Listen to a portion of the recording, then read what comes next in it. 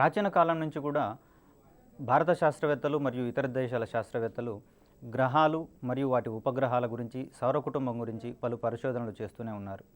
ఈ క్రమంలో ఏ రెండు వస్తువులైనా తమ యొక్క ద్రవ్యరాశితో నిమిత్తం లేకుండా భూమి వైపు ఒకే సమత్వరణంతో ప్రయాణిస్తాయని చెప్పేసి గెలీలియో అనే శాస్త్రవేత్త మొట్టమొదటిగా ప్రకటించాడు.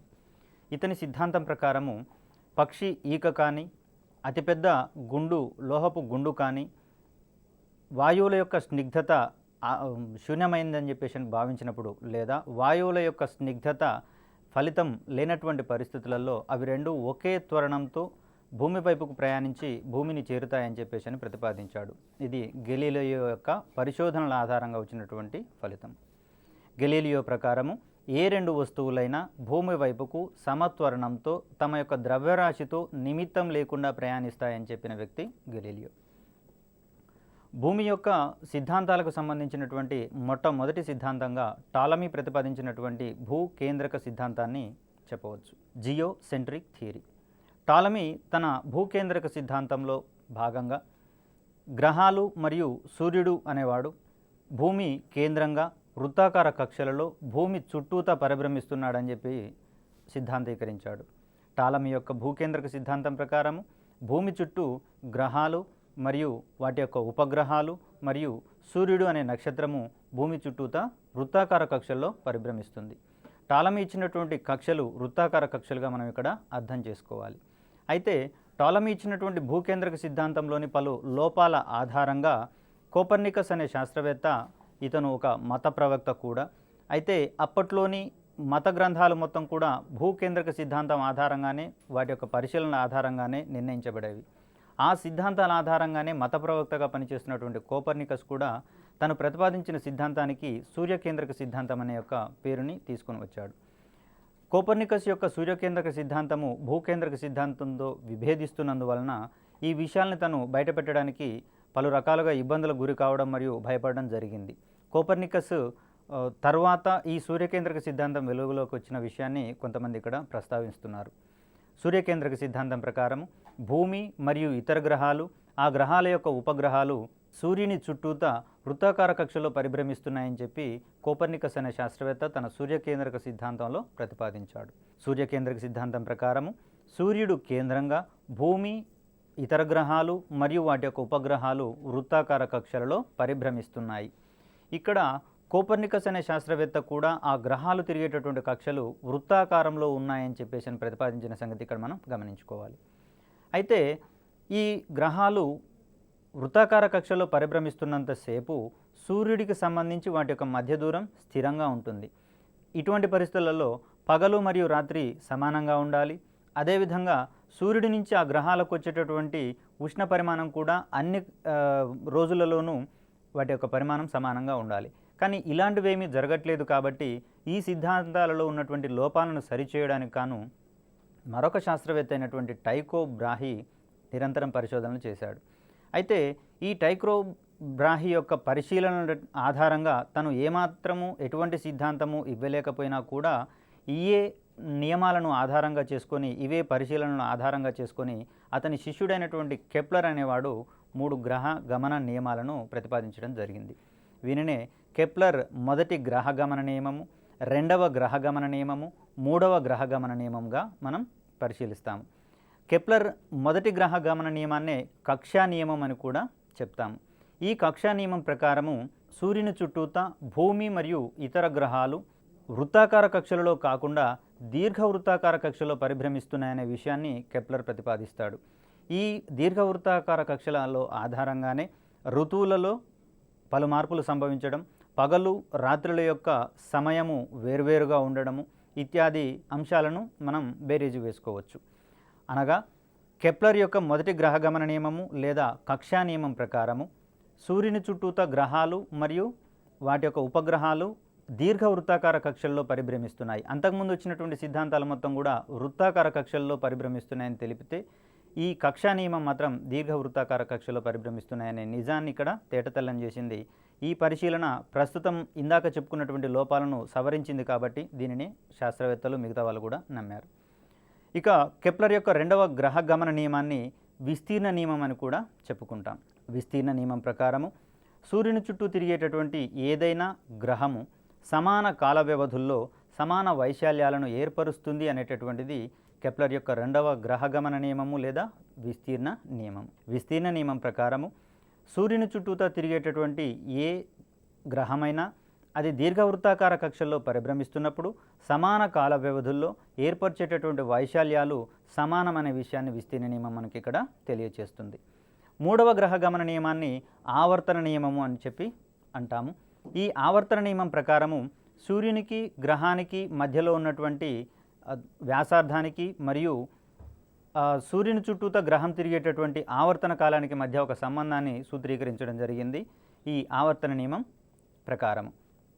కెప్లర్ మూడవ గ్రహగమన నియమం ప్రకారము టీ స్క్వేర్ లేదా గ్రహం యొక్క ఆవర్తన కాలం యొక్క వర్గము ఆ గ్రహానికి సూర్యునికి మధ్య నుండే దూరం యొక్క ఘనానికి అనులోమానుపాతంలో ఉంటుందనే విషయాన్ని ఈ ఆవర్తన నియమం అనేది తెలియజేస్తుంది. కెప్లర్ మూడవ గ్రహ గమన నియమం ప్రకారము T square is proportional to R cube. ఇక్కడ టీ అనేది గ్రహం యొక్క ఆవర్తన కాలంగా, ఆర్ అనేది గ్రహానికి సూర్యునికి మధ్య ఉన్నటువంటి దూరంగా మనం ఇక్కడ పరిగణించాల్సి వస్తుంది. ఈ మూడవ నియమం ప్రకారము సూర్యునికి దగ్గరగా ఉన్నటువంటి గ్రహాల యొక్క ఆవర్తన కాలము తక్కువగా ఉంటుంది. అదేవిధంగా సూర్యుని నుంచి దూరం ఎక్కువైన కొలది గ్రహాల యొక్క ఆవర్తన కాలం పెరుగుతుంది అనే విషయాన్ని మనం ఆవర్తన నియమం ప్రకారము భావించవచ్చు. కెప్లర్ మూడవ గ్రహగమన నియమం ప్రకారము ఆవర్తన కాలం యొక్క వర్గము గ్రహానికి మరియు నక్షత్రానికి మధ్య ఉన్నటువంటి దూరం యొక్క ఘనానికి అనులోమానుపాతంలో ఉంటుందనే విషయాన్ని ఈ మూడవ గ్రహగమన నియమం మనకు తెలియచేస్తుంది. తర్వాత తన యొక్క పరిశీలనల ఆధారంగా న్యూటన్ మహాశయుడు మనకు విశ్వ గురుత్వాకర్షణ నియమాన్ని ప్రతిపాదించాడు. ఈ విశ్వ గురుత్వాకర్షణ నియమం ప్రకారము విశ్వంలోని ఏ రెండు వస్తువులైనా పరస్పరం ఆకర్షించుకుంటాయి. న్యూటన్ విశ్వ గురుత్వాకర్షణ నియమం ప్రకారము విశ్వంలోని ఏ రెండు వస్తువులైనా ఒకదానికొకటి ఆకర్షించుకుంటాయి.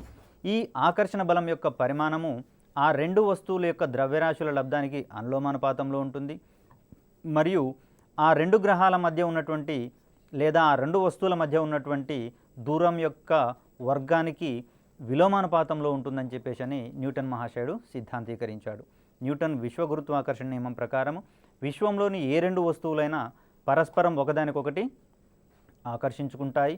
ఈ ఆకర్షణ బలం ఆ రెండు వస్తువుల యొక్క ద్రవ్యరాశుల లబ్ధానికి అనులోమానుపాతంలో ఉంటుంది మరియు ఆ రెండు వస్తువుల మధ్య దూరం యొక్క వర్గానికి విలోమానుపాతంలో ఉంటుంది. దీనిని సమీకరణ రూపంలో కనుక మనం సూచిస్తే F is equal to G into M1 M2 by R square. ఇక్కడ క్యాపిటల్ G అనే విలువను మనం విశ్వ గురుత్వాకర్షణ స్థిరాంకంగా మనం పరిగణిస్తాము. ఇక్కడ క్యాపిటల్ G అనేది విశ్వ గురుత్వాకర్షణ స్థిరాంకం అని, దీని యొక్క విలువను క్యావెండిష్ అనే శాస్త్రవేత్త 6.67 into 10⁻⁻11 newton metre square per కేజీగా ఇచ్చిన సందర్భాన్ని ఇక్కడ మనం గుర్తు చేసుకోవాలి. జీకి విలువని ప్రతిపాదించిన శాస్త్రవేత్త క్యావెండిష్. ఈ న్యూటన్ యొక్క విశ్వ గురుత్వాకర్షణ నియమాన్ని భూమికి కూడా అన్వయింప చేసుకుంటే భూమి తన మీద ఉన్నటువంటి ఏ వస్తువునైనా ఆకర్షిస్తుంది. అలాగే భూమి మీద ఉన్నటువంటి ఏ వస్తువైనా భూమిని తనలాగే ఆకర్షిస్తుందనే విషయాన్ని ఇక్కడ మనం పరిశీలించవచ్చు. న్యూటన్ విశ్వ గురుత్వాకర్షణ సిద్ధాంతాన్ని భూమికి కూడా ప్రతిపాదిస్తే భూమి మీద ఉన్నటువంటి ఏ వస్తువైనా సరే భూమిని ఆకర్షిస్తుంది, అదేవిధంగా భూమి ఆ వస్తువును కూడా ఆకర్షిస్తుంది. దీంట్లో ఉన్నటువంటి ఒక ప్రాథమిక అంశం ప్రకారము భూమి తన మీద ఉన్నటువంటి వస్తువుని దేన్నైనా ఆకర్షిస్తుంది, ఇది సహజం. మరియు ఇక్కడ భూమి యొక్క ద్రవ్యరాశి అధికంగా ఉంటుంది కాబట్టి భూమి యొక్క ఆకర్షణ శక్తి ఆటోమేటిక్గా ఎక్కువగా ఉంటుంది. అదేవిధంగా చెట్టు మీద ఉన్న పండు కానివ్వండి లేదా కొంత ఎత్తులో ఉన్నటువంటి వస్తువు కానివ్వండి ఏదైనా సరే అది కూడా భూమిని విశ్వ గురుత్వాకర్షణ సిద్ధాంతం ప్రకారము ఆకర్షిస్తుంది. అయితే ఇక్కడ ఆయా వస్తువుల యొక్క ద్రవ్యరాశులు భూద్రవ్యరాశితో పరిశీలించినప్పుడు చాలా స్వల్పంగా ఉంటుంది కాబట్టి ఆ చిన్న వస్తువుల యొక్క ఆకర్షణ శక్తి అనేది భూ ఆకర్షణ శక్తి కంటే తక్కువగా ఉండటం వల్ల అవి తమ యొక్క ఆకర్షణ పరిధిని ఏమాత్రం ప్రభావితం చేయలేక భూ ఆకర్షణ పరిధి లోబడి భూమి మీద పడే సందర్భాన్ని ఇక్కడ మనం న్యూటన్ మహాశయుడు ఇచ్చినట్లుగా గుర్తు చేసుకోవచ్చు. ఈ న్యూటన్ గురుత్వాకర్షణ సిద్ధాంతం ప్రకారము మనకు గురుత్వ త్వరణం అనే అంశానికి సంబంధించినటువంటి విలువని 9.8 మీటర్స్ పర్ సెకండ్గా మనం ఇక్కడ గుర్తు చేసుకోవాలి. G is equal to 9.8 metres per second square గురుత్వ త్వరణం విలువ. ఇక ఈ గురుత్వ త్వరణాన్ని ప్రభావితం చేసేటటువంటి అంశాల విషయంలో చూసినట్లయితే భూ ఉపరితలం నుంచి ఎత్తుకు వెళ్ళే కొలది గురుత్వత్వరణం విలువ ఎలా మారుతుంది? భూ ఉపరితలం నుంచి లోతుకు వెళ్ళే కొలది గురుత్వత్వరణం విలువ ఎలా మారుతుంది? ధృవాల వద్ద గురుత్వత్వరణం విలువ ఏ రకంగా ఉంది? భూమధ్య రేఖ వద్ద గురుత్వత్వరణం విలువ ఏ విధంగా ఉంది? భూ కేంద్రం వద్ద గురుత్వత్వరణం విలువ ఏ విధంగా ఉంది అనే విషయాలను బట్టి మనకు గతంలో ప్రశ్నలు వచ్చినటువంటి సందర్భాలు అనేకంగా ఉన్నాయి. భూ ఉపరితలం నుంచి ఎత్తుకు వెళ్ళే కొలది గురుత్వత్వరణం విలువ తగ్గుతుందని, అదేవిధంగా భూ ఉపరితలం నుంచి భూ కేంద్రం వైపుగా వెళుతున్న కొద్దీ గురుత్వత్వరణం యొక్క విలువ తగ్గుతుందని చెప్పేసి ఇక్కడ మనం గుర్తుంచుకోవాలి. అయితే ధృవాల వైపుకు వెళ్ళే కొలది భూమధ్య రేఖ వద్ద భూమి యొక్క వ్యాసార్థం అధికంగా ఉంటుంది, అదేవిధంగా ధృవాల వద్ద భూ వ్యాసార్థం తక్కువగా ఉంటుంది. ఇక్కడ గురుత్వత్వరణానికి మరియు విశ్వగురుత్వత్వరణానికి మధ్య ఉన్నటువంటి సంబంధాన్ని కనుక బేరీజు వేసుకుంటే small g is equal to capital G into m/r² అనేది మనకు రెండింటికి సంబంధించినటువంటి సమీకరణం. దీనిలో భూ వ్యాసార్థం అనేది హారం స్థానంలో ఉంది కాబట్టి ఈ వ్యాసార్థం విలువ పెరుగుతున్న కొద్దీ భూమి యొక్క గురుత్వాకర్షణ శక్తి తగ్గుతుందని, భూ వ్యాసార్థము తగ్గుతున్న కొద్దీ భూమి యొక్క ఆకర్షణ శక్తి లేదా గురుత్వత్వరణం విలువ పెరుగుతుందని చెప్పేసి మనం గమనించుకోవాలి. అనగా గురుత్వత్వరణానికి మరియు భూ వ్యాసార్థానికి మధ్య ఉన్నటువంటి సంబంధం విలోమ సంబంధం. ఈ విలోమ సంబంధం కారణంగానే భూ వ్యాసార్థం ఎక్కువగా ఉన్నటువంటి భూమధ్య రేఖ దగ్గర గురుత్వత్వరణం విలువ తక్కువగా ఉంటుంది. అదేవిధంగా భూ వ్యాసార్థము తక్కువగా ఉన్నటువంటి ధృవాల దగ్గర ఈ గురుత్వత్వరణం విలువ అనేది అధికంగా ఉండేటటువంటి సందర్భాన్ని ఇక్కడ మనం గుర్తుంచుకోవాలి. తర్వాత ప్రీవియస్లీ వచ్చినటువంటి క్వశ్చన్స్ విషయంలో చూసినట్లయితే భూమధ్య రేఖ నుంచి ధృవాల వైపుకు వెళ్తున్న కొద్దీ వస్తువు యొక్క భారం ఏ విధంగా ఉంటుంది, ద్రవ్యరాశి ఏ విధంగా ఉంటుందనే విషయంలో మనకు కొన్ని క్వశ్చన్లను గమనించవచ్చు. ఏ వస్తువులోనైనా ఉండేటటువంటి ద్రవ్యం యొక్క పరిమాణాన్ని ద్రవ్యరాశిగా భావిస్తాము.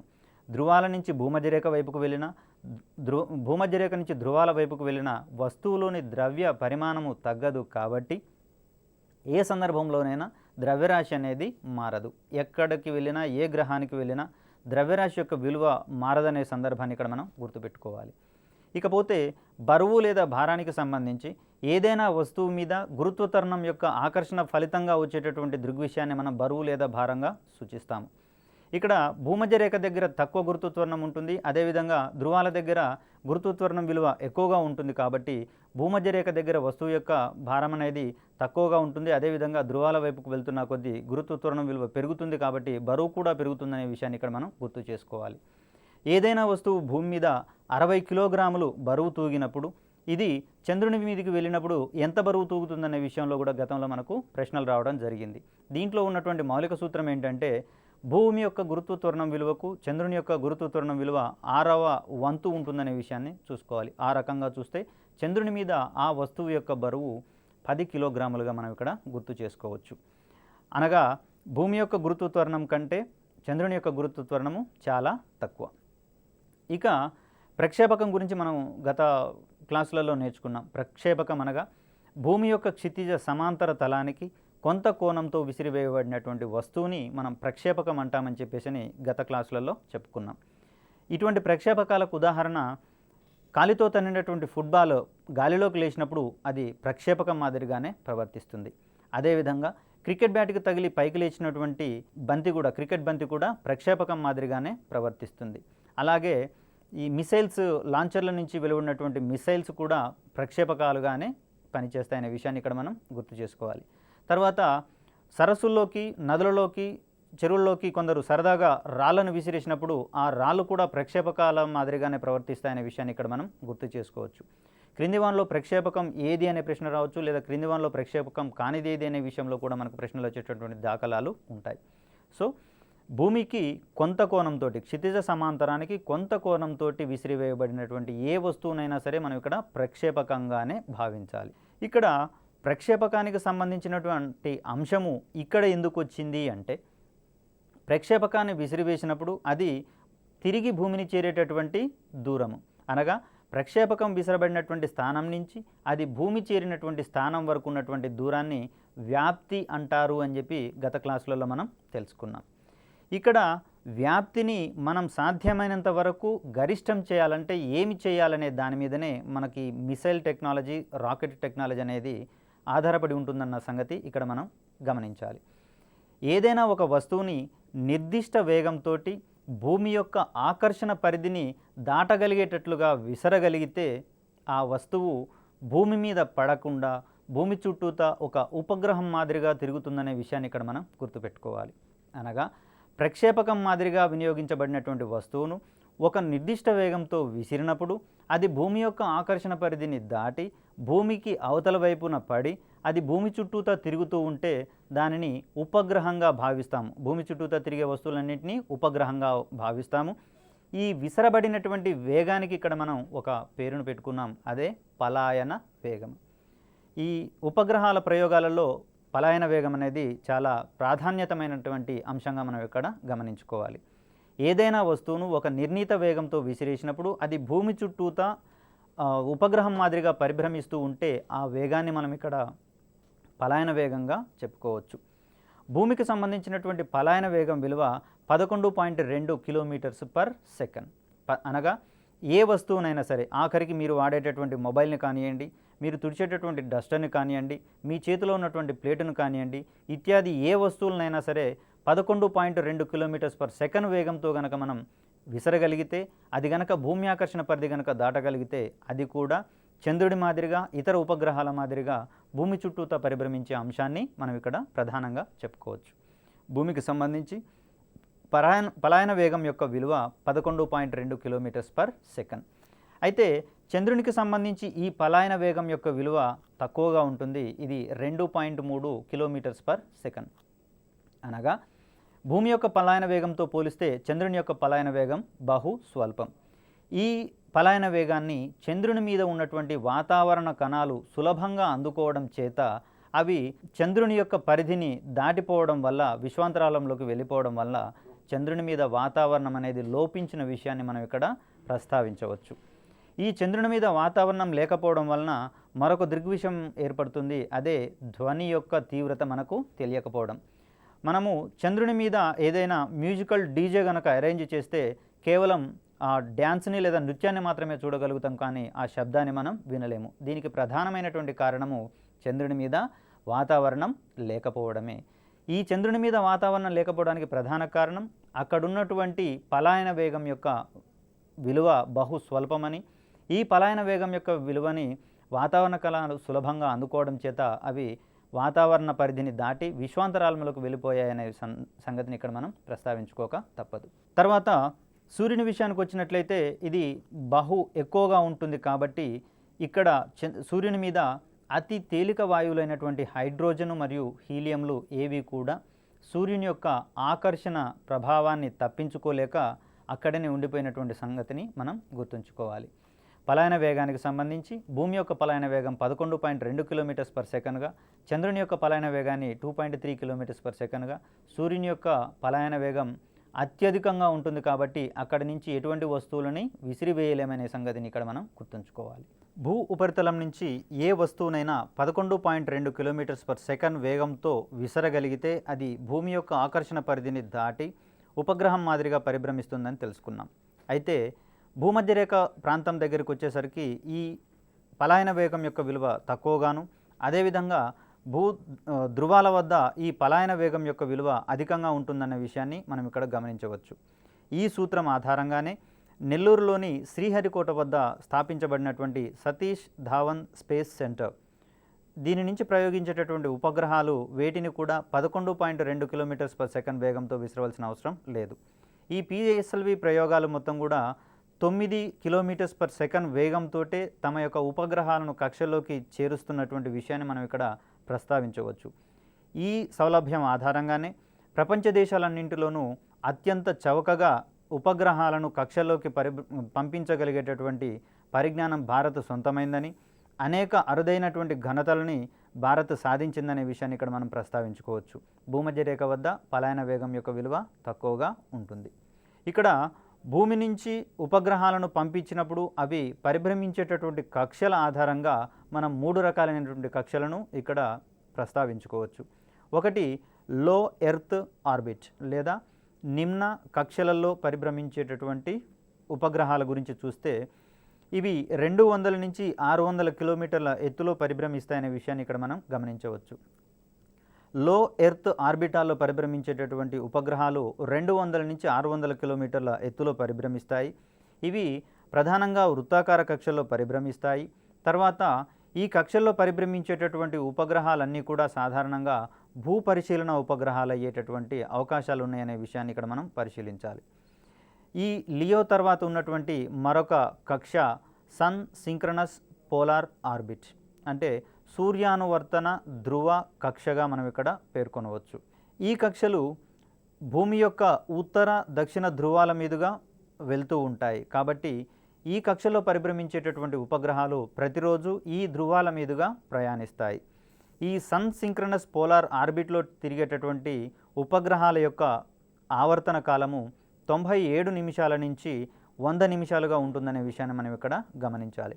అదేవిధంగా లియోలో పరిభ్రమించేటటువంటి లేదా నిమ్న కక్షలో పరిభ్రమించేటటువంటి ఉపగ్రహాల యొక్క ఆవర్తన కాలము 84.6 నిమిషాలుగా మనం గుర్తుంచుకోవచ్చు. ఇక్కడ సన్ సింక్రనస్ పోలార్ ఆర్బిట్లోకి ఉపగ్రహాలను ప్రవేశపెట్టడానికి కాను భారత్ ప్రధానంగా వాడుతున్నటువంటి వాహక నౌక PSLV, polar satellite launching vehicle. ఈ వెహికల్ ద్వారా ఇప్పటివరకు ఎన్నో ఘనతల్ని సాధించినటువంటి అంశాన్ని మనం గుర్తుంచుకోవచ్చు. ఈ సన్ సింక్రనస్ పోలార్ ఆర్బిట్లోకి పిఎస్ఎల్వి ద్వారా ఇప్పటివరకు ఇండియన్ రిమోట్ సెన్సింగ్ ఉపగ్రహాలు మరియు నావిక్ వ్యవస్థకు సంబంధించినటువంటి ఉపగ్రహాలు సన్ సింక్రనస్ పోలార్ ఆర్బిట్లో ఉన్నాయి. ఈ ఐఆర్ఎస్ ఉపగ్రహాలు లేదా ఇండియన్ రిమోట్ సెన్సింగ్ ఉపగ్రహాలను భూపరిశీలనల కోసం మరియు జియోగ్రాఫికల్ మ్యాపింగ్ల కోసం వాడుతున్నటువంటి విషయాలను ఇక్కడ మనం గమనించుకోవాలి. ఈ రిమోట్ సెన్సింగ్ ఉపగ్రహాల ద్వారా భూగర్భంలో ఉండేటటువంటి ఖనిజాల యొక్క అన్వేషణ, భూగర్భ జలాల యొక్క అన్వేషణ, పంటల తీరు ఏ విధంగా ఉంది, ప్రకృతి విపత్తులు ఏ విధంగా ఉన్నాయనేటటువంటి అంశాలను మనం ఎంతో సమర్థవంతంగా పరిశీలించవచ్చు. ఈ సన్ సింక్రనస్ పోలార్ ఆర్బిట్లో తిరిగేటటువంటి మరికొన్ని ఉపగ్రహాల ద్వారా ఎటువంటి విపత్తులనైనా సమర్థవంతంగా ముందుగానే పసిగట్టి హెచ్చరికలు పంపడం ద్వారా జన నష్టము, ఆస్తి నష్టము జరగకుండా మనం కాపాడుకోవచ్చు అనేటటువంటి అంశాన్ని కూడా ఇక్కడ మనం గుర్తుపెట్టుకోవాలి. తర్వాత ఉండేటటువంటి కక్షలను చూసినట్లయితే జియో స్టేషనరీ ఆర్బిట్స్ని మనం ప్రధానంగా ప్రస్తావించుకోవాలి. ఇవి భూమి యొక్క ఉపరితలం నుంచి సుమారుగా 36,000 కిలోమీటర్ల ఎత్తులో ఉంటాయనే విషయాన్ని ఇక్కడ మనం దృష్టిలో పెట్టుకోవాలి. ఇక్కడ జియోసింక్రనస్ ఆర్బిట్స్ ప్రధానంగా దీర్ఘ వృత్తాకార కక్షలలో ఉంటాయి. లియోలో ఉన్నటువంటి కక్షలు వృత్తాకార కక్షలో పరిభ్రమిస్తూ ఉంటే ఇది దీర్ఘ వృత్తాకార కక్షలో పరిభ్రమిస్తుంటుంది. ఇక్కడ ఉపగ్రహము భూమికి దగ్గరగా ఉన్నటువంటి సందర్భాన్ని పెరిగి అని, దూరంగా ఉన్నటువంటి సందర్భాన్ని అపోగి అనే విషయాన్ని ఇక్కడ మనం గుర్తు చేసుకోవాలి. అనగా భూమికి ఉపగ్రహానికి కనిష్ట దూరం ఉన్నటువంటి సందర్భాన్ని పెరిగి అని, గరిష్ట దూరం ఉన్నటువంటి సందర్భాన్ని అపోగిగా మనం ఇక్కడ గుర్తు చేసుకోవాలి. ప్రధానంగా ఈ జియో సింక్రనస్ ఆర్బిట్లోకి లేదా జియో స్టేషనరీ ఆర్బిట్స్లోకి ఉపగ్రహాలను పంపడానికి భారీ ప్రయోగ వాహక నౌకలను ప్రయోగించాల్సి వస్తుంది. దీంట్లో భాగంగా భారతదేశం వారు తయారు చేసుకున్నటువంటి ప్రయోగ వాహక నౌక GSLV, geostationary satellite launching vehicle. ఇప్పటివరకు జిఎస్ఎల్వికి సంబంధించినటువంటి ప్రయోగాలు అతి కొద్దిగా జరిగాయి. పిఎస్ఎల్వికి సంబంధించినటువంటి ప్రయోగాలు ఎన్నో జరిగాయి. దీంట్లో అరుదైన ఘనతలను కేవలం ఒక ప్రయోగం మాత్రమే, మొట్టమొదటి ప్రయోగం మాత్రమే విఫలమైంది. కాబట్టి పిఎస్ఎల్విని ఇస్రో వారి యొక్క జవనాశ్వము లేదా వర్కింగ్ హార్స్గా ప్రస్తుతించే విషయాన్ని ఇక్కడ మనం గుర్తుపెట్టుకోవాలి. పిఎస్ఎల్వికి సంబంధించి ఉన్నటువంటి ఏకైక బిరుదు జవనాశ్వము. ఇది ఇస్రో వారికి ఎన్నో తిరుగులేని విజయాలను అందించినటువంటి విషయాన్ని గుర్తుంచుకోవాలి. ఇకపోతే జిఎస్ఎల్వికి సంబంధించినటువంటి అంశాలను పరిశీలిస్తే ఇది కేవలం 10 ప్రయోగాలకు కాను సుమారు 5 ప్రయోగాలు మాత్రమే ఇక్కడ విజయవంతమయ్యాయి. కాబట్టి జిఎస్ఎల్విని శాస్త్రవేత్తలు ముద్దుగా నాటీ బాయ్ అని పిలుచుకుంటున్నారనేటటువంటి సందర్భాన్ని మనం ఇక్కడ గుర్తు చేసుకోవాలి. జిఎస్ఎల్వికి సంబంధించి ఈ ఉపగ్రహాలను పంపించడానికి భారీ ఉపగ్రహాలు, అదేవిధంగా భారీ స్థాయిలో ఉండేటటువంటి ప్రయోగ వాహక నౌకగా ఈ జిఎస్ఎల్వి మరియు జియో స్టేషనరీ ఉపగ్రహాలను మనం చెప్పుకోవచ్చు. జియో స్టేషనరీ ఆర్బిట్లో తిరిగేటటువంటి ఉపగ్రహాల యొక్క పరిభ్రమణ కాలాన్ని చూసినట్లయితే ఇది భూ పరిభ్రమణ కాలానికి సంబంధించినటువంటి విలువకు సమానంగా ఉంటుంది. అంటే ఒక రోజులో ఈ ఉపగ్రహాలు కూడా భూమి చుట్టూతా తిరిగేటటువంటి అంశాన్ని మనం ఇక్కడ పరిశీలించుకోవచ్చు. ముఖ్యంగా ఇన్సాట్ శాటిలైట్లను మొత్తం కూడా జియో స్టేషనరీ ఆర్బిట్లలో ఉంచినటువంటి అంశాన్ని ఇక్కడ మనం గుర్తుంచుకోవాలి. ఇన్సాట్ అనగా ఇండియన్ నేషనల్ శాటిలైట్. ఇవి ప్రధానంగా కమ్యూనికేషన్లు మరియు టెలివిజన్ ప్రసారాలకు సంబంధించి ఉద్దేశించిన ఉపగ్రహాలుగా మనం ఇక్కడ చెప్పుకోవచ్చు. దీంట్లో భాగంగా ఈ మధ్య కాలంలోనే ప్రయోగించినటువంటి ఉపగ్రహం ఇన్సాట్ 3DR. ఇక పిఎస్ఎల్వి ప్రయోగవాహక నౌకల గురించి తెలుసుకున్నట్లయితే ఇవి ప్రధానంగా 4 అంచెలు కలిగినటువంటి ప్రయోగవాహక నౌకలు. ఇందులో మొదటి మరియు మూడవ దశల్లో ఘన ఇంధనాన్ని వాడుతుండగా 2 మరియు 4 దశలలో ద్రవ ఇంధనాలను వాడుతున్నారు.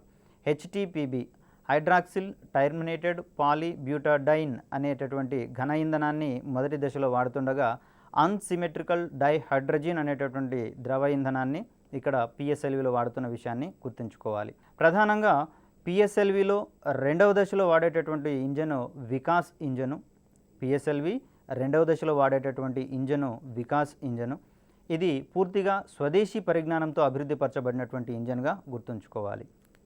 ఇక పిఎస్ఎల్విలో మొదటి దశలో ఉన్నటువంటి ప్రధానమైనటువంటి ఇంజన్కు సపోర్టుగా కొన్ని బూస్టర్ ఇంజన్లను వాడతారు. ఈ బూస్టర్ ఇంజన్ల యొక్క పరిమాణాన్ని ఆధారంగా చేసుకొని పిఎస్ఎల్విలో 3 రకాలను ప్రతిపాదించారు. సాధారణమైనటువంటి బూస్టర్ రాకెట్లను వాడితే దాన్ని పిఎస్ఎల్వి జనరిక్ రూపము లేదా సాధారణ రూపం అంటారు.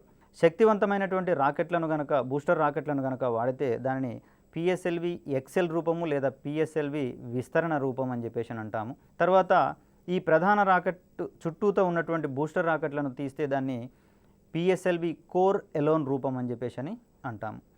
భారీ ఉపగ్రహాలను ఎక్కువ ఎత్తులో ఉన్నటువంటి కక్షల్లోకి పరిభ్రమింపజేయాల్సి వచ్చినప్పుడు వాడేటటువంటి పిఎస్ఎల్విగా పిఎస్ఎల్వి ఎక్సెల్ పేరుగాంచింది. చంద్రయాను, మంగళయాను, ఆస్ట్రోసాటు, తర్వాత ఐఆర్ఎన్ఎస్ఎస్ భారత ప్రాంతీయ దిక్సూచి వ్యవస్థలోని 7 ఉపగ్రహాలను ఈ పిఎస్ఎల్వి ఎక్సెల్ ద్వారా ప్రయోగించినటువంటి విషయాన్ని మనం ఇక్కడ గుర్తుంచుకోవాలి. ప్రధానంగా పిఎస్ఎల్వి ఎక్సెల్ని ఎక్కువ ఎత్తులో ఉన్నటువంటి కక్షల్లోకి పరిభ్రమించే ఉపగ్రహాలను ప్రయోగించాల్సి వచ్చిన లేదా భారీ ఉపగ్రహాలను ప్రయోగించాల్సి వచ్చిన పిఎస్ఎల్వి ఎక్సెల్ను వాడతాము. ఇక GSLV geostationary satellite launching వెహికల్కి సంబంధించినటువంటి ఈ నౌక గురించి పరిశీలిస్తే ఇది 3 దశలు ఉండేటటువంటి వాహక నౌక.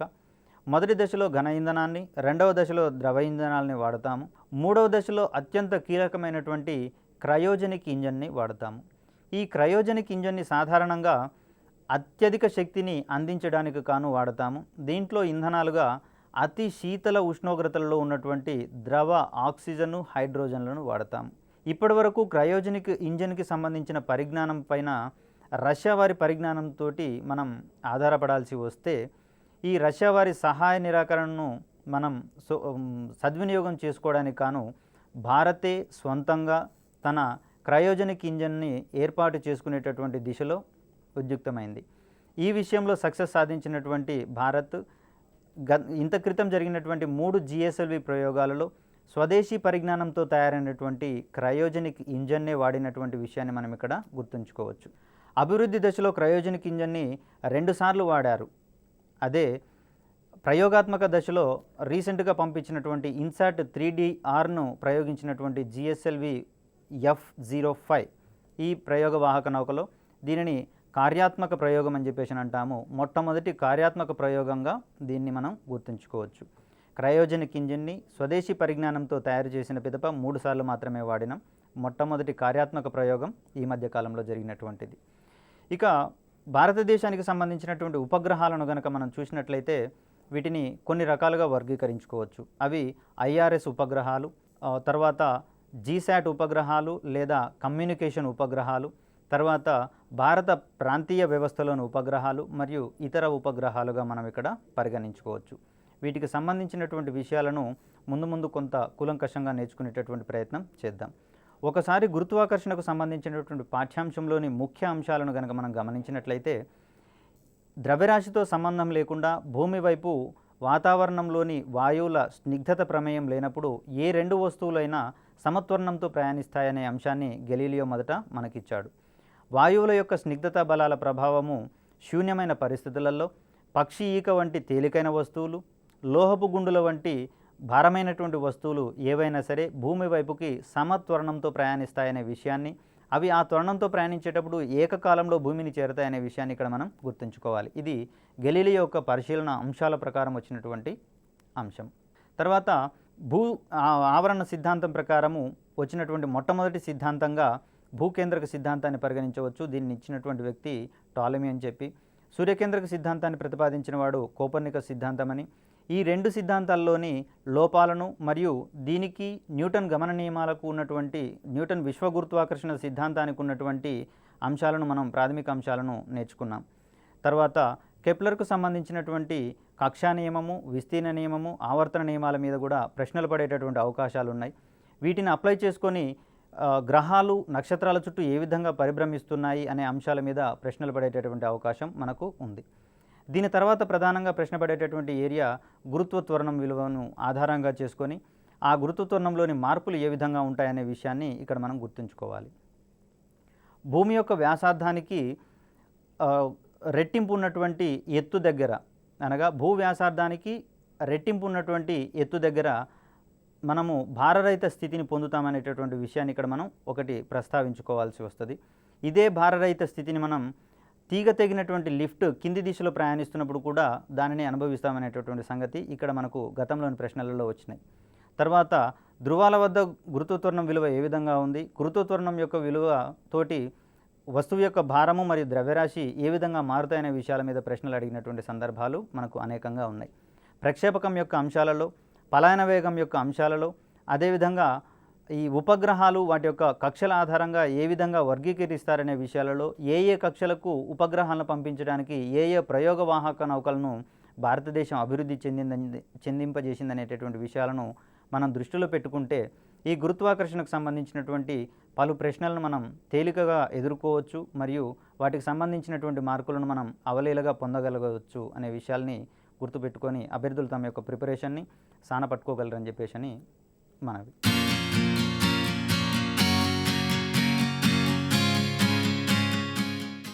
అయస్కాంతత్వాన్ని ఈ పశువుల కాపర్లు ప్రపంచానికి అందించినటువంటి అద్భుతమైనటువంటి ఒక మహత్తర దృగ్విషయంగా మనం భావించవచ్చు. ఈ అయస్కాంతత్వాన్ని మొదటగా టర్కీలోని ఆసియా మినార్ వద్ద గల మెగ్నీషియా అనే గ్రామంలో పశువుల కాపర్లు కనుగొనడం జరిగింది. ఈ సహజ సిద్ధమైనటువంటి అయస్కాంతంగా లోడ్ స్టోన్ అనే పదార్థాన్ని పరిగణిస్తాము. ఈ అయస్కాంతాల మీద పరిశోధనలు చేసినటువంటి శాస్త్రవేత్తగా గిల్బర్ట్ చరిత్ర పుటల్లో నిలిచిపోయారు.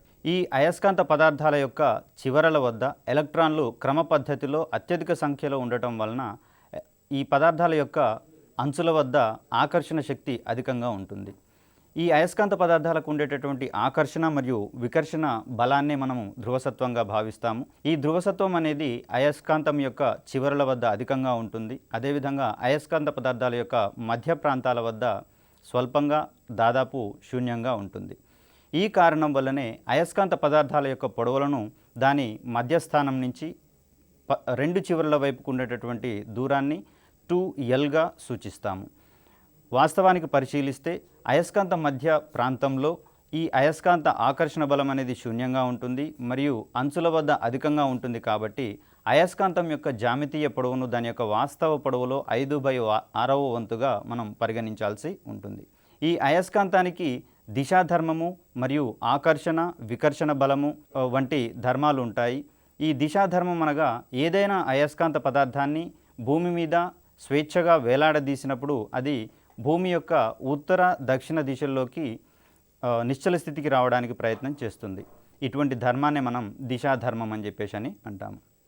ఈ దిశాధర్మం ఆధారంగా పనిచేసినటువంటి పనిముట్ల విషయంలో మనకు గతంలో ప్రశ్నలు వచ్చినటువంటి దాఖలాలు కనపడుతున్నాయి. ఈ అయస్కాంతం యొక్క దిశా ధర్మం ఆధారంగా చైనీయులు కనిపెట్టినటువంటి సాధనాన్ని మనం దిక్సూచిగా పరిగణిస్తాము. ఈ దిక్సూచి యొక్క అవసరం మనకు నావికా రంగంలో మరియు విమానయాన రంగంలో, తర్వాత అటవీ ప్రాంతాల్లోని పర్యాటకులకు ఎంతో ఉన్నట్లుగా మనం చూస్తూనే ఉన్నాం నిజ జీవితంలో. తర్వాత అయస్కాంత పొడవు మరియు ధ్రువసత్వంల యొక్క లబ్ధాన్ని అయస్కాంత భ్రామకము అని చెప్పేసి అని పరిగణిస్తాము. ఈ అయస్కాంత భ్రామకానికి సంబంధించినటువంటి ప్రమాణాలను యాంపియర్ మీటర్ స్క్వేర్గా మనం ఇక్కడ చెప్పుకోవచ్చు. ఈ అయస్కాంత భ్రామకానికి సంబంధించినటువంటి ఇంకొక అంశం ఏమిటంటే అయస్కాంతాన్ని 2 భాగాలుగా చేసినప్పుడు అయస్కాంత భ్రామకం ఏ విధంగా ఉంటుంది, అయస్కాంతాన్ని నిలువుగా 2 భాగాలు చేసినప్పుడు అయస్కాంత భ్రామకం ఏ విధంగా ఉంటుందనే విషయాలలో కొన్ని ప్రశ్నలు మనం గత పరీక్షా పత్రాల్లో గమనించడం జరిగింది. అయస్కాంతం యొక్క ధ్రువాల నుంచి అయస్కాంతం యొక్క ఆకర్షణ శక్తి అధికంగా ఉండేటటువంటి కొసలను ధ్రువాలు అంటామని చెప్పేసి మనం గుర్తుంచుకోవాలి. ఈ ధ్రువాల మధ్య భాగం నుంచి రెండు ధ్రువాలను కలుపుతూ గీయబడినటువంటి రేఖను అక్షీయ రేఖగా, అయస్కాంతం యొక్క మధ్య ప్రాంతం నుంచి లంబంగా గీసినటువంటి రేఖను మధ్యగత రేఖ లేదా మధ్యగత లంబరేఖగా మనం పరిగణించాల్సి ఉంటుంది. ఏదైనా అయస్కాంతాన్ని అక్షీయ రేఖ గుండా రెండు భాగాలుగా విభజించినప్పుడు ఆ అయస్కాంత పదార్థంలోని ఎలక్ట్రాన్లు రెండు భాగాలకు సమానంగా పంపిణీ చేయబడడం వల్ల ఈ అయస్కాంతం యొక్క అయస్కాంత భ్రామకము సగం అవుతుంది. అదేవిధంగా అయస్కాంత పదార్థాన్ని మధ్యగత లంబరేఖ వెంబడి రెండు భాగాలుగా చేసినప్పుడు ఆ పరిస్థితులలో కూడా అయస్కాంత పదార్థంలోని ఎలక్ట్రాన్లు రెండు భాగాలకు సమానంగా పంపిణీ చేయబడతాయి. కాబట్టి అయస్కాంత భ్రామకం అనేది ఈ సందర్భంలో కూడా మనకు సమానం అవుతుంది.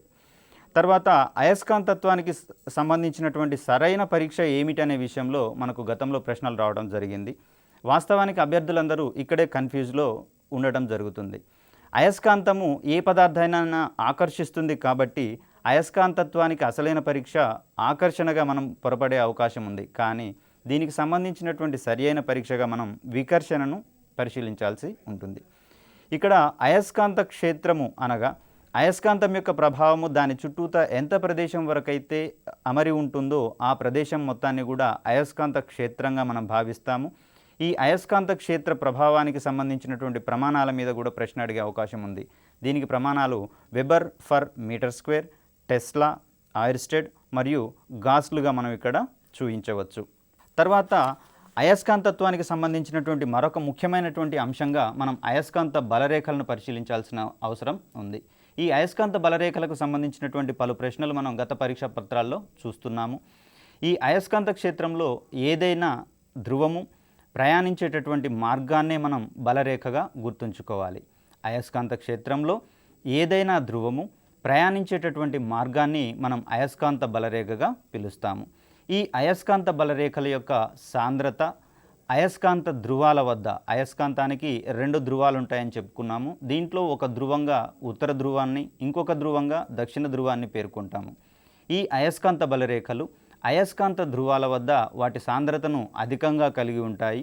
మిగిలినటువంటి అయస్కాంత క్షేత్రంలో వాటి యొక్క సాంద్రత తగ్గే పరిస్థితిని మనం ఇక్కడ చూడవచ్చు. ఈ అయస్కాంత బలరేఖల యొక్క ధర్మాల మీద కూడా మనకు కొన్ని ప్రశ్నలు వచ్చినటువంటి దాఖలాలు కనిపిస్తున్నాయి. కాబట్టి అయస్కాంత బలరేఖల యొక్క ధర్మాలను గనక మనం పరిశీలిస్తే ఏ రెండు అయస్కాంత బలరేఖలు ఖండించుకునే పరిస్థితులను మనం గమనించవచ్చు. అనగా అయస్కాంత బలరేఖలు ఒకదానికొకటి ఖండించుకునే పరిస్థితులు దాదాపుగా అసంభవము. తర్వాత అయస్కాంత బలరేఖల యొక్క సాంద్రత ధ్రువాల మధ్య అత్యధికంగా ఉంటుందనే విషయాన్ని మనం పరిశీలించాము. తదుపరి అయస్కాంత బలరేఖలు అనేవి అయస్కాంతం యొక్క ఉత్తర ధ్రువం నుండి బయలుదేరుతూ దక్షిణ ధ్రువం వద్ద అంతమయ్యేటటువంటి పరిస్థితిని మనం పరిశీలించవచ్చు. అయస్కాంతం యొక్క బలరేఖలు ఉత్తర ధ్రువం నుంచి బయలుదేరి దక్షిణ ధ్రువానికి అంతమవుతాయి.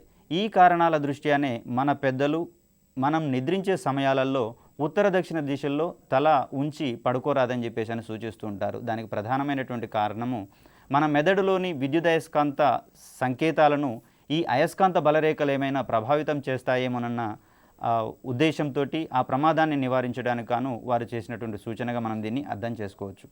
ఈ విధంగా దైనందిన జీవితంలోని పలు అంశాలను మనం ఫిజిక్స్తో ముడిపెట్టుకొని అధ్యయనం చేసినట్లయితే దీని నుంచి మనం సులభంగా బయటపడడం ఈజీ అవుతుంది. అలాగే అయస్కాంత బలరేఖలు ఎక్కడ ఖండించుకోవని చెప్పేసి అని చెప్పుకున్నాము. ఇవి సమృతంగా ఉంటాయి లేదా వక్రరేఖలుగా ఉంటాయని చెప్పేసి అని చెప్పుకుంటాం. అయస్కాంత బలరేఖల గురించి గతంలో వచ్చిన ప్రశ్న ఈ విధంగా ఉంది. ఏకరీతి అయస్కాంత క్షేత్రంలో అయస్కాంత బలరేఖలు ఏ విధంగా ఉంటాయి అనే విషయంలో ప్రశ్న అడిగారు. దీంట్లో వక్రరేఖలుగా ఉంటాయి, తర్వాత వాటి యొక్క సాంద్రత తక్కువగా ఉంటుంది, మరియు ఖండన రేఖలుగా ఉంటాయి, లేదా సమాంతరాలుగా అనేటటువంటి అంశాలను మనకు అక్కడ పరీక్షాంశాలుగా ఆప్షనల్స్గా ఇచ్చినటువంటి సందర్భం. ఈ ఏకరీతి అయస్కాంత క్షేత్రంలో అయస్కాంత బలరేఖలు అనేవి సమాంతరాలుగా ఉంటాయనే విషయాన్ని మనం ఇక్కడ ఆప్షన్గా చూజ్ చేసుకోవాల్సి వస్తుంది.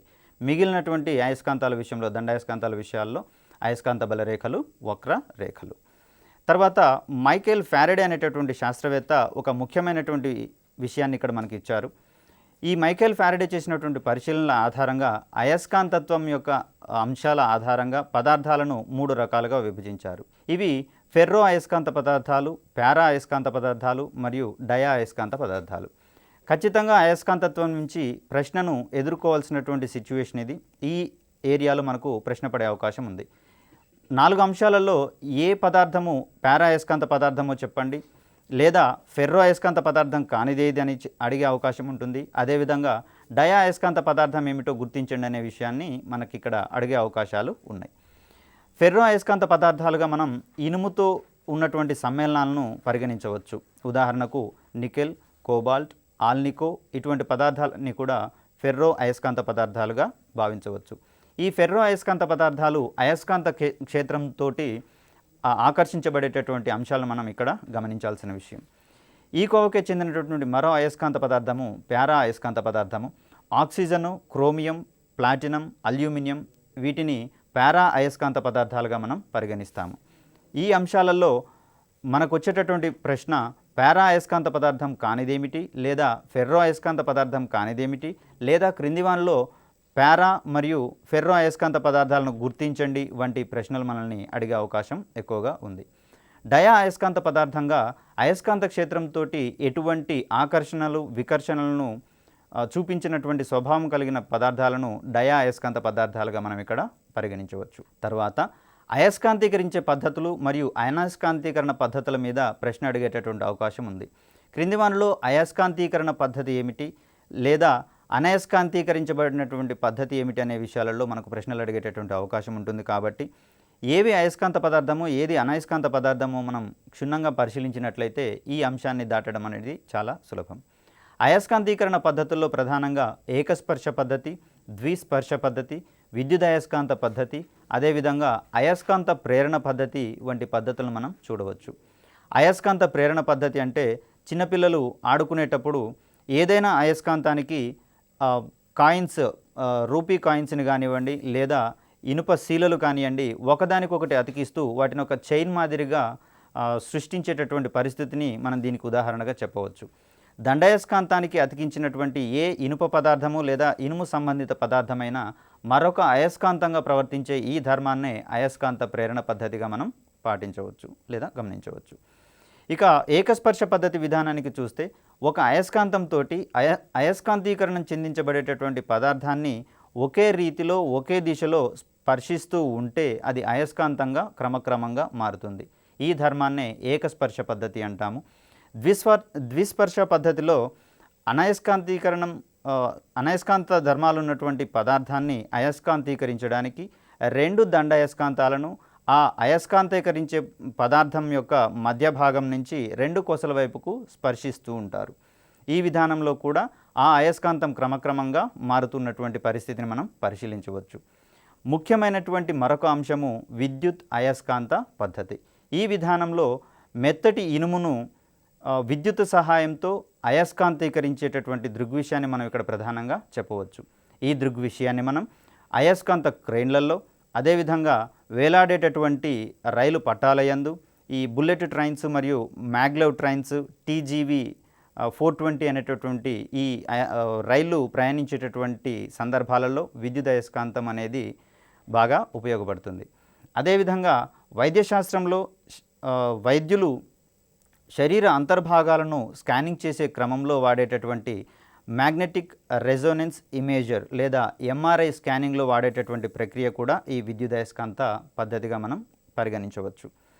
అదేవిధంగా ఈ అనయస్కాంత పద్ధతులను గురించి చూస్తే అత్యధిక ఉష్ణోగ్రతలకు అయస్కాంతాన్ని వేడి చేసిన, అయస్కాంతాన్ని సుత్తితో కొట్టడం చేసిన, లేదా అయస్కాంతాన్ని కొంత ఎత్తు నుండి దృఢమైనటువంటి ఉపరితలం మీదకి జారవేసిన దాని యొక్క అయస్కాంతత్వం అనేది పోతూ ఉంటుంది. వీటిని అనయస్కాంతీకరణ పద్ధతులుగా మనం చూడాలి. అయస్కాంత పద్ధతులు వేరు, అనయస్కాంతీకరణ పద్ధతులు వేరు. కాబట్టి ఏ కేటగిరీలోకి ఏది వస్తుందో పరిశీలిస్తే దాన్ని గుర్తుపట్టడం చాలా సులభం. ఇదే రకంగా అనయస్కాంతీకరించేటటువంటి మరొక పద్ధతిలో అయస్కాంతం యొక్క సజాతి ధ్రువాలను అనగా ఉత్తర ధ్రువాన్ని, దక్షిణ ధ్రువాన్ని కలిపి కొంతకాలం పాటు అదే విధంగా ఉంచితే ఆ రెండిటి మధ్య వికర్షణల బలాల వలన అయస్కాంతీకరణం అనేది రద్దవుతుంది. దీనిని అనయస్కాంత ధర్మంగా మనం భావించవచ్చు. ఈ కోవలో మరొక ప్రశ్న ఈ విధంగా ఉండవచ్చు. అయస్కాంతం యొక్క సజాతి ధ్రువాల మధ్య ఏముంటుంది, అయస్కాంతం యొక్క విజాతి ధ్రువాల మధ్య ఏముంటుంది? సజాతి ధ్రువాలు అనగా ఉత్తర ధ్రువము మరియు ఉత్తర ధ్రువం మధ్య, లేదా దక్షిణ ధ్రువము మరియు దక్షిణ ధ్రువాల మధ్య వికర్షణ బలాలు ఉంటాయని చెప్పేసి మనం అర్థం చేసుకోవాలి. అదేవిధంగా విజాతి ధృవాలు అనగా ఉత్తర ధ్రువానికి దక్షిణ ధ్రువానికి మధ్య, దక్షిణ ధ్రువానికి ఉత్తర ధ్రువానికి మధ్య ఇక్కడ ఆకర్షణ బలం ఉంటుందని చెప్పేసి మనం అర్థం చేసుకోవాలి. ఈ కోవలో మరొక ముఖ్యమైనటువంటి అంశం ఏమిటంటే అయస్కాంతం యొక్క దిశాధర్మంని ఇంకొక రకంగా అడిగేటటువంటి అవకాశం ఉంది. అయస్కాంతం యొక్క దిశాధర్మం గురించి ఇదివరకే మనం చెప్పుకున్నాం. స్వేచ్ఛగా వేలాడదీసినటువంటి అయస్కాంత సూచి అనేది భూమి యొక్క ఉత్తర దక్షిణ దిశలలో నిశ్చల స్థితికి వస్తుందనేటటువంటి విషయాన్ని మనం ఇక్కడ చెప్పుకున్నాం. మరి ఉత్తర ధ్రువంలోకి ఉత్తర ధ్రువము వచ్చినప్పుడు భూమి యొక్క ఉత్తర దిశలోకి అయస్కాంతం యొక్క ఉత్తర ధ్రువము ఎందుకు వస్తుంది అనే విషయాలలో కొంత గందరగోళమైనటువంటి పరిస్థితులు ఉంటాయి. అదేవిధంగా అయస్కాంతం యొక్క దక్షిణ ధ్రువము భూమి యొక్క దక్షిణ ధ్రువానికి నిశ్చల స్థితిలోకి వస్తుందనే విషయాన్ని ఇక్కడ మనం గమనించాలి. దీంట్లో ఉన్నటువంటి సూక్ష్మమైనటువంటి అంశం ఏమిటంటే భూమి ఒక పెద్ద అయస్కాంతంగా పరిగణించినప్పుడు, భూమిలో ఒక పెద్ద అయస్కాంతాన్ని పాతినట్లుగా మనం భావించినప్పుడు భూమి యొక్క భౌగోళిక ఉత్తర దిశలో భూ అయస్కాంతం యొక్క దక్షిణ ధ్రువం ఉంటున్నట్లుగా మనం ఇక్కడ పరిగణించాల్సినటువంటి అవసరం ఉంది. అనగా భూమి యొక్క భౌగోళిక ఉత్తర దిశలో భూ అయస్కాంతం యొక్క దక్షిణ ధ్రువం ఉన్నట్లుగా, అదేవిధంగా భూమి యొక్క భౌగోళిక దక్షిణ దిశలో భూ అయస్కాంతం యొక్క ధ్రువం ఉన్నట్లుగా మనం ఇక్కడ పరిగణించాల్సి ఉంటుంది. కాబట్టి ఈ పరిస్థితులలో మాత్రమే అయస్కాంత దిక్సూచి అనేది ఉత్తర ధ్రువాలను ఉత్తర దక్షిణ దిశలలో నిశ్చల స్థితికి వస్తుందనేటటువంటి అంశాన్ని మనం ఇక్కడ చూడవచ్చు. ఈ అయస్కాంతాల యొక్క ఉపయోగాలు మనకు దైనందిన జీవితంలో చాలా రంగాల్లో కనిపిస్తూ ఉన్నాయి. చిన్నపిల్లలు ఆడుకునేటటువంటి ఆట వస్తువుల నుంచి మొదలు పెట్టుకొని మనం సెల్ ఫోన్లో వాడేటటువంటి స్పీకర్లు మరియు ఇయర్ ఫోన్స్ నుంచి మొదలుకొని అత్యాధునిక టెక్నాలజీ అయినటువంటి మ్యాగ్నెటిక్ హైడ్రో డైనమిక్స్ అనే అంశంలో మనకు అయస్కాంతాల పదార్థాల యొక్క ఉపయోగాలు చాలా ఎక్కువగా కనిపిస్తున్నాయి. ఎంఆర్ఐ స్కానింగ్లోనూ అయస్కాంతం యొక్క ఉపయోగాలను మనం చూస్తూనే ఉన్నాం. ఇదే విధంగా ఒక్కసారి మ్యాగ్నెటిక్ హైడ్రో డైనమిక్స్ విషయాన్ని కనుక మనం పరిశీలించినట్లయితే ప్రపంచ దేశాల్లో ప్రస్తుతం అణు విద్యుత్ తర్వాత సురక్షితంగా విద్యుత్ తయారీ కోసం ఉద్దేశించబడినటువంటి ప్రాజెక్టుగా మనం దీనిని చెప్పుకోవచ్చు. ఈ విధానంలో ప్లాస్మా స్థితిలో ఉన్నటువంటి వాయువులను బలమైన అయస్కాంత క్షేత్రం గుండా పంపించినప్పుడు వాటి నుంచి విద్యుత్తు ఉత్పత్తి అవుతుందనే సంగతిని ఇక్కడ మనం గుర్తుంచుకోవాలి. అనగా విద్యుత్తును అత్యంత సురక్షిత పద్ధతిలో భవిష్యత్ తరాలకు అందించడానికి కాను మనం అభివృద్ధి చేసుకుంటున్నటువంటి ప్రాజెక్టుగా ఈ మ్యాగ్నెటిక్ హైడ్రోడైనమిక్స్ని మనం చెప్పుకోవచ్చు. తర్వాత భూమి యొక్క అయస్కాంత క్షేత్రాన్ని అధ్యయనం చేసేటటువంటి శాస్త్రాన్ని మనం జియో మ్యాగ్నెటిజంగా ఇక్కడ పేర్కొనవచ్చు. జియో మ్యాగ్నెటిజం అనగా భూమి యొక్క అయస్కాంతత్వాన్ని అధ్యయనం చేసేటటువంటి శాస్త్రంగా గుర్తుంచుకోవాలి. భూ అయస్కాంతత్వానికి సంబంధించినటువంటి ధృవాలు ఎక్కడున్నాయి అనే అంశంలో గతంలో ప్రశ్నలు రావడం జరిగింది. భూ అయస్కాంతానికి సంబంధించినటువంటి ఉత్తర దక్షిణ ధృవాలు ఎక్కడున్నాయి అనే అంశం మీద ప్రశ్నలు అడగడం జరిగింది. అభ్యర్థులు ఇక్కడ గుర్తుంచుకోవాల్సినటువంటి విషయం ఏంటంటే భూ అయస్కాంతం యొక్క ఉత్తర ధ్రువము భూతియా ఫెలిక్. ఈ ఉత్తర ధ్రువాన్ని జాన్ రాస్ అనేటటువంటి శాస్త్రవేత్త కనుగొనడం జరిగింది. దక్షిణ ధ్రువాన్ని సౌత్ విక్టోరియా వద్ద షెకల్టన్ అనే శాస్త్రవేత్త కనుగొన్నాడు. దక్షిణ ధ్రువము సౌత్ విక్టోరియా, షెకల్టన్ అనేటటువంటి శాస్త్రవేత్త. ఈ రెండు విషయాలలో కన్ఫ్యూజన్ లేకపోతే ఈ విషయంలో ప్రశ్న పడినప్పుడు మార్కులు మనకే వచ్చేటటువంటి అవకాశం చూడవచ్చు.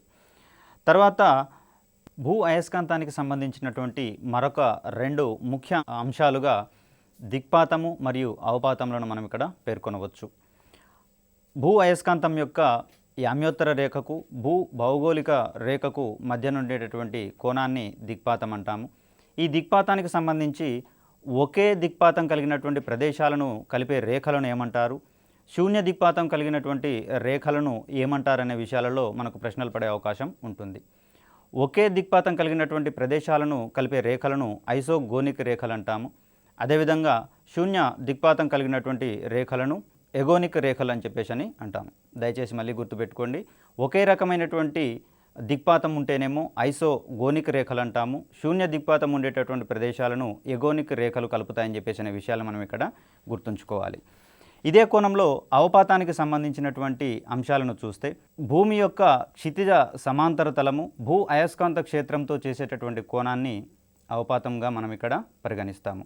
ఒకే అవపాతం కలిగిన ప్రదేశాలను కలిపే రేఖలను ఐసోక్లినిక్ రేఖలని, శూన్య అవపాతం కలిగినటువంటి ప్రదేశాలు కలిపే రేఖలను ఎక్లినిక్ రేఖలు అని చెప్పేసి మనం ఇక్కడ పరిగణిస్తాము. భూ అయస్కాంత క్షేత్రం చేసేటటువంటి మరొక ముఖ్యమైన మ్యాజిక్ని ఇక్కడ మనం చెప్పుకోవాల్సినటువంటి అవసరం ఉంది. భూమి యొక్క అయస్కాంత క్షేత్రం భూ ఉపరితలం నుంచి సుమారుగా 5,28,000 కిలోమీటర్ల పరిధిలో వ్యాపించి ఉంది. మరి ఈ భూ అయస్కాంత క్షేత్రం మనకు కలిగించేటటువంటి లాభాలను పరిశీలిస్తే ఎన్నో ఆశ్చర్యకరమైన విషయాలను మనం ఇక్కడ పరిశీలించవచ్చు.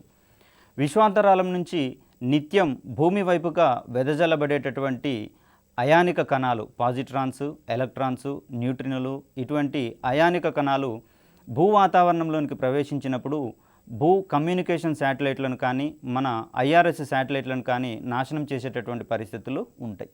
ఈ పరిస్థితుల నుంచి మనల్ని కాపాడడానికి గాను భూ అయస్కాంత క్షేత్రం నిర్విరామంగా కృషి చేస్తున్నటువంటి విషయాన్ని మనం ఇక్కడ గుర్తుపెట్టుకోవాలి. ఈ భూ అయస్కాంత క్షేత్రము విశ్వం నుంచి వచ్చేటటువంటి అయానిక కణాలను భూ వాతావరణంలోనికి ప్రవేశింపచేయకుండా అడ్డుకుంటుంది. ఫలితంగా ఆ అయానిక కణాలు భూ వాతావరణంలోనికి ప్రవేశించలేక భూమి చుట్టూతా వృత్తాకార వలయంలో తిరిగేటటువంటి అంశం మీద మనకు ప్రశ్నలు వచ్చేటటువంటి అవకాశం ఉంది. అయితే ఈ అయానిక కణాలు తిరిగేటటువంటి వలయాన్ని ఏమంటారు అనే విషయంలో మనకు ప్రశ్నలు వచ్చాయి. దీనిని వ్యాన్ అలెన్ బెల్ట్గా మనం గుర్తుంచుకోవాలి. వ్యాన్ అలెన్ బెల్ట్ అనగా ఏమిటి అనే విషయంలో మనకు ప్రశ్న ఎదురుపడినప్పుడు తడబడకుండా గుర్తుంచుకోవాల్సిన విషయము, ఈ అయానిక పదార్థాలు, అయానిక కణాలు భూ వాతావరణంలోనికి ప్రవేశించకుండా భూ అయస్కాంత క్షేత్రంతో వికర్షింపబడి భూమి చుట్టూతా తిరిగేటటువంటి వలయంగా మనం ఇక్కడ గుర్తుపెట్టుకోవాలి. ఈ వ్యాన్ అలెన్ బెల్ట్లోని కొన్ని కణాలు భూమి యొక్క ఉత్తర ధ్రువం వద్ద మరియు దక్షిణ ధ్రువం వద్ద భూ వాతావరణంలోనికి ప్రవేశించినప్పుడు అక్కడ ఉన్నటువంటి వాయు కణాలను ఉత్తేజితం చెందించి కాంతి పుంజాలుగా విడుదల చేస్తాయి. భూమి యొక్క ఉత్తర దక్షిణ ధ్రువాల వద్ద ఈ అయానిక కణాలు భూ వాతావరణంలోనికి ప్రవేశించి అక్కడ ఉన్నటువంటి వాయు కణాలను ఉత్తేజితం చెందించి కిరణ పుంజాలుగా రూపొందించబడతాయి. ఇటువంటి కిరణ పుంజాలనే మనం అరోరాలుగా గుర్తుంచుకోవాలి. ఈ అరోరాలు ఉత్తర ధ్రువం వద్ద అరోరా బొరియాలిస్ అంటాము. అదేవిధంగా దక్షిణ ధ్రువం దగ్గర అరోరా ఆస్ట్రాలిస్గా గుర్తుపెట్టుకోవాలి. ఉత్తర ధ్రువం వద్ద అయితేనేమో అరోరా బొరియాలిస్, దక్షిణ ధ్రువం వద్ద అయితే అరోరా ఆస్ట్రాలిస్గా గుర్తుపెట్టుకోవాల్సినటువంటి అంశం మనం ఇక్కడ చూడాలి. అయితే అయస్కాంత బలరేఖలు ఏదైనా ప్రదేశం గుండా చొచ్చుకొని పోయేటటువంటి అంశాన్ని అయస్కాంత ప్రవేశశీల్యత లేదా యానక ప్రవేశశీల్యతగా మనం ఇక్కడ చెప్పుకోవచ్చు. ఈ యానకపు ప్రవేశశీల్యతకు ప్రమాణాలుగా హెన్రీ మీటర్ను మనం చూసుకోవచ్చు. గతంలో ఉన్నటువంటి ప్రశ్నలు ఈ విషయాలని పరిశీలించినట్లయితే అయస్కాంతత్వానికి సంబంధించినటువంటి ఖచ్చితమైన పరీక్ష వికర్షణ మాత్రమే. రెండవ ప్రతిపాదనగా అయస్కాంతత్వానికి ఖచ్చితమైన పరీక్ష ఆకర్షణ అని, భూ అయస్కాంత క్షేత్ర తీవ్రత అయస్కాంత భూధ్రువాల వద్ద అధికంగా ఉంటుందని, భూ అయస్కాంత క్షేత్ర తీవ్రత భూమధ్యరేఖ వద్ద తక్కువగా ఉంటుందనే అంశాల మీద ప్రశ్నను గనక మనం రూపొందించుకుంటే దీంట్లో కేవలం రెండవ అంశం మాత్రమే, అనగా అయస్కాంతత్వానికి ఖచ్చితమైనటువంటి పరీక్ష ఆకర్షణ అనేది మాత్రమే తప్పు. మిగిలిన అన్ని విషయాలు సత్యమనేటటువంటి విషయాన్ని మనం ఇక్కడ పరిశీలించాలి. అనగా అయస్కాంతత్వానికి ఖచ్చితమైనటువంటి పరీక్ష వికర్షణ మాత్రమే. అదేవిధంగా భూ అయస్కాంత క్షేత్ర తీవ్రత భూ ధ్రువాల వద్ద అత్యధికంగా ఉంటుందనే విషయాన్ని, భూమధ్యరేఖ వద్ద స్వల్పంగా ఉంటుందనే విషయాన్ని మనం ఇక్కడ గమనించుకోవాలి. అయస్కాంతత్వానికి సంబంధించి అభ్యర్థులు ముఖ్యంగా పట్టు సాధించవలసినటువంటి అంశాలు: అయస్కాంత భ్రామకము అయస్కాంత పొడవుతో పోలిస్తే ఏ విధంగా మారుతుంది, దాన్ని మధ్యగత లంబరేఖ వెంబడి ఖండించినప్పుడు ఏ విధంగా మారుతుంది, అదేవిధంగా అక్షీయ రేఖ వెంబడి ఖండించినప్పుడు ఏ విధంగా మారుతుంది, అదేవిధంగా అయస్కాంత పదార్థాల యొక్క ఉపయోగాలు ఏ విధంగా ఉన్నాయి, తర్వాత అయస్కాంత బలరేఖల యొక్క ధర్మాలు ఏ విధంగా ఉన్నాయి. ఈ అంశాలలో మనకు ప్రశ్న వచ్చే అవకాశం ఉంటుంది.